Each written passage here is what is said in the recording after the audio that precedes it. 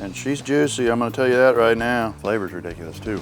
So today we're gonna take a brisket that we bought at the grocery store. We're gonna get it seasoned up, injected, and on the smoker the simplest way possible at home. So as you can see, I've got my full packer brisket here. This is about a 9-pounder, so it's nothing huge, but you've got your flat going through here.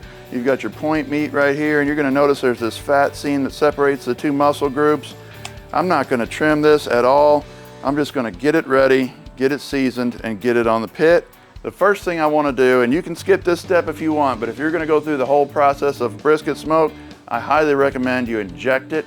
It's gonna get extra flavor and moisture inside of your meat, and it's gonna keep your brisket from drying out, which is usually the #1 problem that people have with a brisket. I'm gonna go ahead and take 2 capfuls of the beef marinade. You can do more or less depending on how much flavor you like. And for brisket, I like to use consomme. So I'm gonna take our beef consomme and add that to the powder. The consomme's got a little bit of tallow and gelatinous texture to it, so that's gonna actually help bond with the meat and hold your moisture in even better. Plus it's got a little extra flavor. So we'll go ahead and shake this up. Now you can do this the night before, or you can do it an hour or so before the cook. Either way, I wouldn't recommend any more than about 12 hours of it sitting in this. So I'm just gonna go ahead and go across the grain. You can see my grains running this way. The main thing here is just to keep it moving. So I'm gonna go ahead and try to hit about every ½ inch of this brisket in somewhat of a grid pattern. The key here is just to keep it moving, get that injection dispersed throughout the brisket. You don't want a major pocket of one area heavy and the other area not heavy enough. Keep it moving. And then I'm gonna go ahead and flip it over so I can get some of that point meat. This area right here is the point. It kind of comes through here. This is where you would get your burnt ends from. It's going to be highly marbled. As you can see, it's going to have a lot more marbling than the flat. So the only thing I want to do over here is try to place something in this area because I don't like the way it was sitting. See, if it's sitting like this and I've got a hole here, I call it a lake, you're gonna build up moisture right here as you cook, where it's dipped down in here like this. And I really want that to be plopped up so we have drainage off of the meat, and that way we'll get an even bark set. If I leave this hole here or this dip here, my bark's not gonna set up right there and it's gonna look goofy. So I'll actually take a piece of foil and just prop that up a little bit from the underneath side when I put it on. So my go-to seasoning on brisket is bold and beefy. It always has been and probably always will be. And you can go fairly heavy on this because it's not an overly salty rub. It's going to give you that beef flavoring, salt, pepper, a little bit of sweet, some garlic, just an overall well-balanced rub that's going to be perfect on a brisket. I'm going to go ahead and hit the top. We actually use real rendered beef fat in here, and that's some of that powder that you're going to see. All right, so it's been about 30 minutes, and you can see this thing is starting to sweat out a little bit. It looks awesome already. It's ready to put on. I've got my smoker set up with a direct side, the water pin on the other side, so I've got an indirect option as well. I've got my wood chunks on. Today I'm using post oak for brisket over natural lump charcoal. It's time to get this thing on. So I'm gonna take this foil and just kind of wad it up a little bit, just enough so I can put it underneath this dip so I've got positive drainage coming off of it. So let's go ahead and get this on the smoker.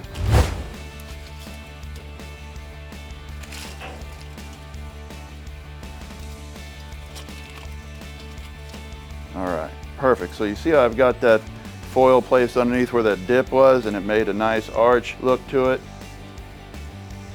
That way when my rub dries out, it'll all set up evenly and start to tack up, and I won't have that puddle of water on there, of liquid on there. Top vents wide open, bottom vent, side vents are about 1/4 inch on each side. We'll let that thing come up to temp nice and slow. Once we get it about 280, I'll start plugging these down a little bit more, and it should settle in right at 300 degrees. All right, let's check this brisket out. It's been about an hour and a half. So as you can see, It's starting to tack up nicely. I had it over here on this direct side, but then I did about a half spin on the grate. And you can see it's starting to tack up a little bit. We've got a little bit of that liquid that's starting to come out from the middle. I think we're good to go here for about another 30 minutes or so before we wrap him up. All right guys, we're at about the 2-hour mark on our brisket. I'm gonna check this thing out. Man, I think it looks awesome. It's got some great color on it. Definitely time to wrap it up. Beautiful. I would guess the temp's around 160, 165 right now, but I'm really not going by temp. I just want to go by the look. And the same thing, we've got that bark starting to tack up. See, we had a little bit of poolage here. That's what I was talking about, trying to avoid when we had those dips in there like that, but that's not too bad. So what I'm doing now for my wrap, I'm just taking the beef marinade mix, okay? And I've got water sitting here.